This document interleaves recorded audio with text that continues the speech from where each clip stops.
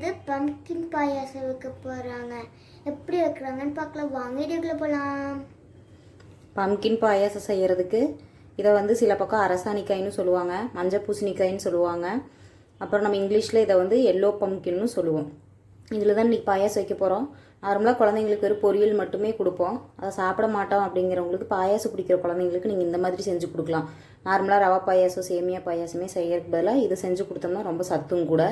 வாங்க இதை எப்படி செய்யலான்னு பார்க்கலாம். இந்த மாதிரி தான் பூசணிக்காய் வந்து தோலோட பெருசாக இருக்கும்.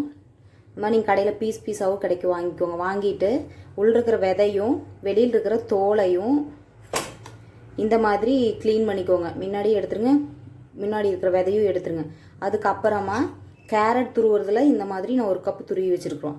அதுக்கப்புறம் நெய் ஒரு 2 டேபிள் ஸ்பூனு, தேவையான அளவு முந்திரி திராட்சை.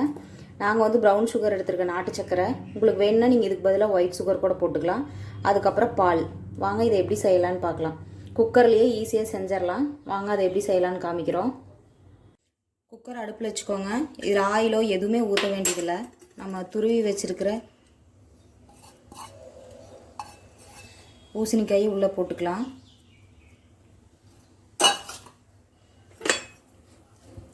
போட்டுட்டு ஒரு 5 நிமிஷத்துக்கு இப்படியே லைட்டாக பரட்டிகிட்டே இருந்தோம் அப்படின்னா இதிலிருந்தே தண்ணி விட்டு அது லைட்டாக வதங்கிரும்.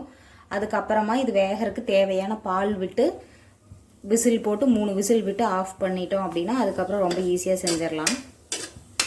இது நீங்கள் அடியில் ஆயில் எதுவுமே விட வேண்டியதில்லை. இது பண்ணுறப்போ நீங்கள் இதுக்கு சிம்மில் வச்சுக்கோங்க, அப்போ தான் பத்தாது. இதுவே ஒரு வாட்டர் ஃப்ரூட்டுங்கிறதுனால உங்களுக்கு இதிலிருந்து தண்ணி விடும்.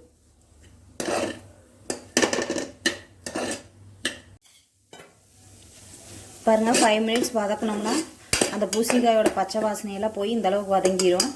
இதுக்கப்புறமா இதில் தான் நான் 1 கப்பு வந்து பூசணிக்காய் போட்டோம். அதே கப்பில் 1 கப் அளவு மட்டும் இப்போதைக்கு பால் ஊற்றிக்கலாம். அதுலேயே அந்த பூசணிக்காய் வெந்துடும். பாலை ஊற்றி மிக்ஸ் பண்ணிட்டு இதில் வந்து இப்போ லைட்டாக ஒரு சிட்டிக்கு உப்பு போட்டுக்கலாம். எதுக்கு உப்பு போடுறோம் அப்படின்னா உங்களுக்கு அந்த மறுபடி பாயாசம் இதாகிறப்ப ஸ்வீட்னஸ் நல்லா தெரியும், தூக்கி கொடுக்கும் இந்த உப்பு. அதுக்காக வேண்டி உப்பு லைட்டாக ஒரே ஒரு சிட்டிக்கை மட்டும் போட்டுட்டு க்ளோஸ் பண்ணி விசில் போட்டு 3 விசில் விட்டு ஆஃப் பண்ணதுக்கப்புறம் ஓப்பன் பண்ணி உங்களுக்கு காமிக்கிறேன்.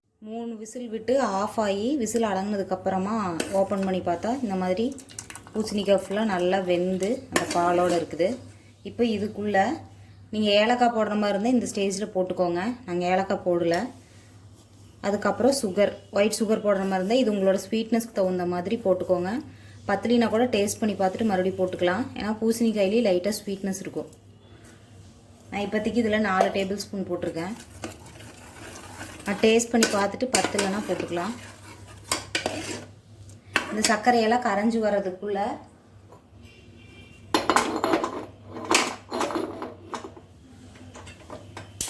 பேன், இந்த மாதிரி பேனை வச்சுக்கலாம்.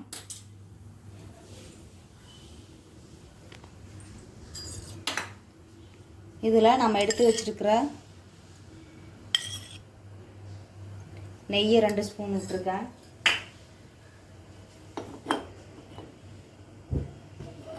நெய் ஹீட் ஆகட்டும். உங்களுக்கு குழந்தைங்களுக்கு வந்து நெய் பிடிக்கும் அப்படின்னா நீங்கள் இன்னும் கொஞ்சம் கூட நெய் ஜாஸ்தியாக விட்டுக்கோங்க.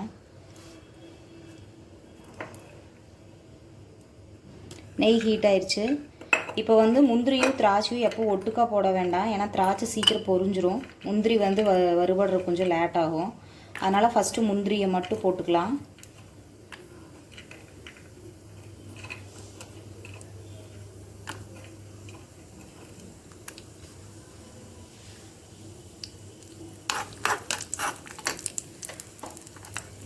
முந்திரி இந்த மாதிரி லைட்டாக அங்கங்கே ப்ரௌன் கலர் ஆகிற ஸ்டேஜில்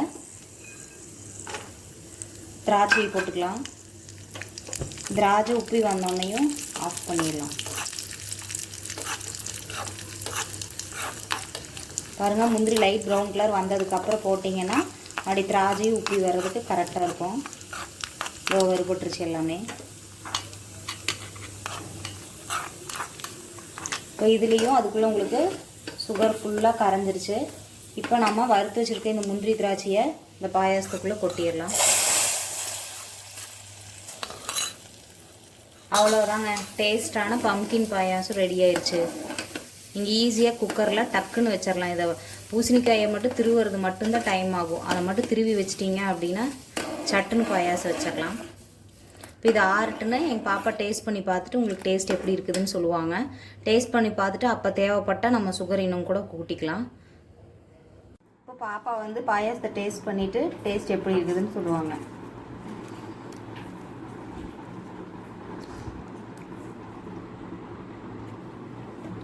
டேஸ்ட்டாக கிணிப்பா. பம்கினோட டேஸ்ட்டு எனக்கு வரல.